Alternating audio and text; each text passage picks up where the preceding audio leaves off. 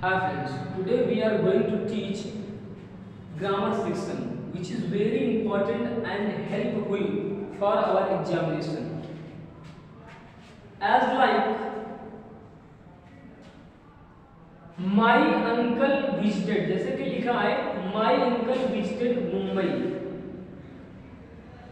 Dussehra holiday, तो यहाँ पर क्या पढ़ना है, यहाँ पर प्रेपोजिशन पढ़ना है। वहां पर लिखा रहेगा प्रेपोजिशन। प्रेपोजिशन चार ऑप्शन लिखे रहते हैं, चार ऑप्शन दिए रहेंगे। प्रेपोजिशन में लिखा है my uncle visited Mumbai Dussehra holiday. तो यहाँ पर किसी भी दौरान, किसी भी हॉलीडे, किसी भी फेस्टिवल के दौरान अगर कहीं पर घूमने जाया जाता है तो वहां पर हम क्या लगाते हैं, डूरिंग का प्रयोग करते हैं, डूरिंग। तो इसका अर्थ क्या है, माय अंकल, मेरे अंकल, मेरे चाचा जी विजिटेड मुंबई, मुंबई घूमने गए डूरिंग दशहरा हॉलीडे, दशहरा की छुट्टियों में। ठीक, अब यहाँ पे लिखा है आइदर कम इन गो आउट। तो आइदर के बाद क्या लगता है, आइदर के बाद और शब्द का प्रयोग करते हैं। इस तरह नाइदर के बाद नॉट, आइदर के बाद और, नॉट ओनली के बाद बट आल्सो। ये हमारे प्लेलिस्ट में वीडियो पड़ी हुई है, आप देख सकते हैं।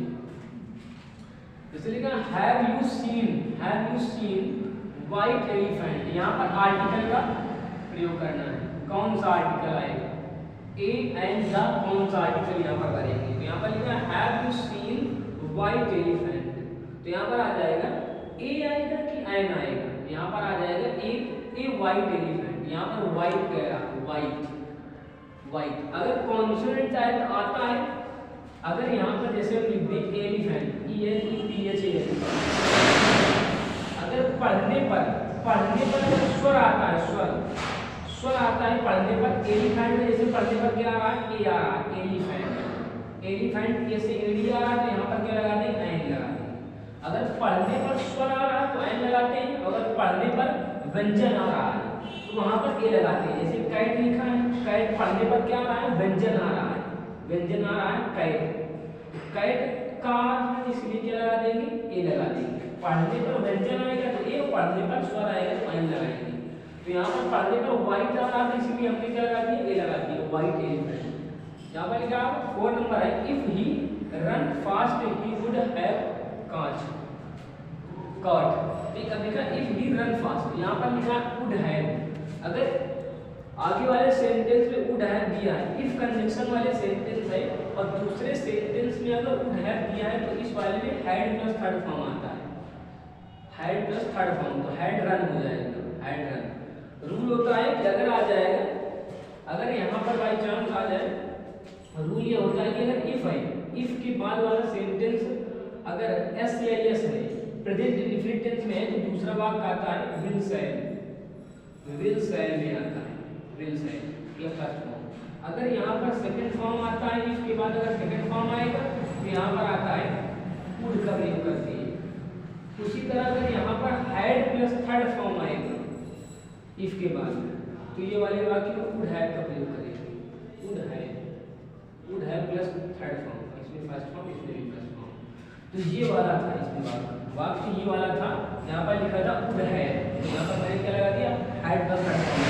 अगर पीछे ये लिखा होता तो ये लगाते, अगर पीछे ये लिखा होता तो ये लगाते। तो यहाँ पर मैंने इसलिए लगा दिया है हैड रन। अब लिखा है 5वां number, she is not singing a song, identify the tense. Tense identify करना, कौन सा टेंस है पहचानना है। तो she is not singing, is हमारा प्लस आईएनजी किस टेंस में रहता है, इज हमारा plus ING present continuous tense में होता है। तो क्या है, present continuous tense, present continuous tense ऐसे बताएंगे। तो इसका लिखा इंपॉर्टेंट, फिर द मीनिंग्स, मीनिंग्स जो है इसका भरना, इसमें लेटर्स कुछ नहीं, उस लेटर को भरना है यहाँ पर। इंपॉर्टेंट, ये इंपॉर्टेंट की मीनिंग है, इंपॉर्टेंट। तो इसके बाद लिखा है सेल्फिश, सेल्फिश की मीनिंग SELFISH, सेल्फिश माने स्वार्थी, इंपॉर्टेंट माने महत्वपूर्ण। अब ये लिखा है पैसे बनाना। अब पैसे क्या करेंगे, स्टार्टिंग में क्या है, हेल्पिंग वर्ब, हेल्पिंग वर्ब पहले चेंज कर देते हैं, फिर उसके बाद ऑब्जेक्ट को सब्जेक्ट बना देते हैं, सब्जेक्ट को ऑब्जेक्ट, और बीच वाला बीच में चेंज कर देना है, वर्ब को थर्ड फॉर्म कर देते हैं। डिड को कर देंगे वाज, डिड को वाज कर देंगे, was the tiger, was the tiger, kill का third form kill, killed by Ram, killed by Ram, इस तरह का। अब आते हैं question number 8। The peon said to the principal please give me some money. Comma मार्केट कामा के बाद प्लीज आ गया, और जब कामाई मार्केट कामा के बाद प्लीज काइंडली और सर शब्द आ जाए, फिर उसके बाद मेन वर्ब आ जाए इंपरेटिव सेंटेंस। और इंपरेटिव सेंटेंस में कामाई मार्केट कामा के बाद प्लीज आ जाता है तो हम समझ जाते हैं कि सेड के स्थान पर क्या लगाना है, रिक्वेस्टेड लगाना है। यहाँ पर टू लगाना है, इस बार यहाँ पर लगा देंगे requested. The peon requested the principal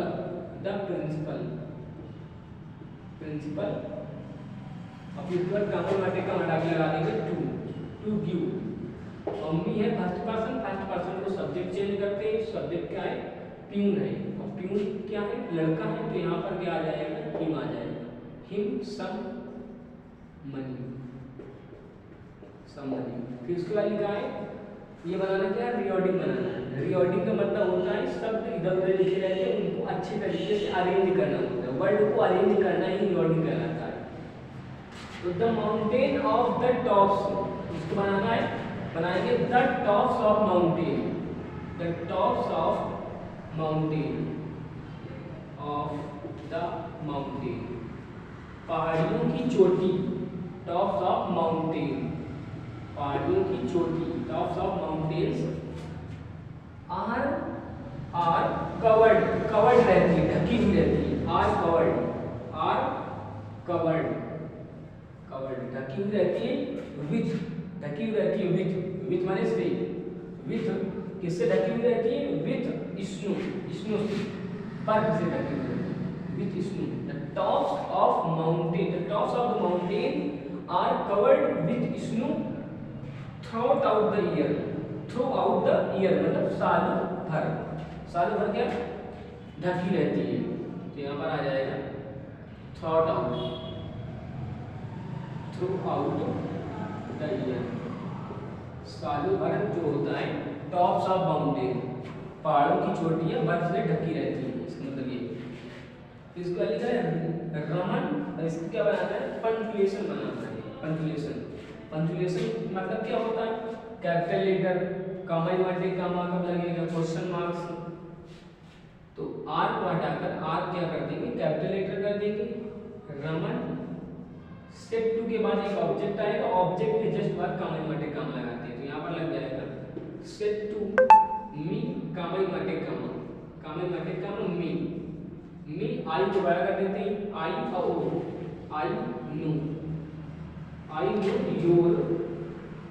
your name, और यहाँ पर क्या है, यहाँ पर क्या है, इंट्रोगेटिव सेंटेंस, और इंट्रोगेटिव सेंटेंस में लास्ट में क्वेश्चन मार्क लगा देते हैं, क्वेश्चन मार्क लगा कामा इन्वर्टेड कामा।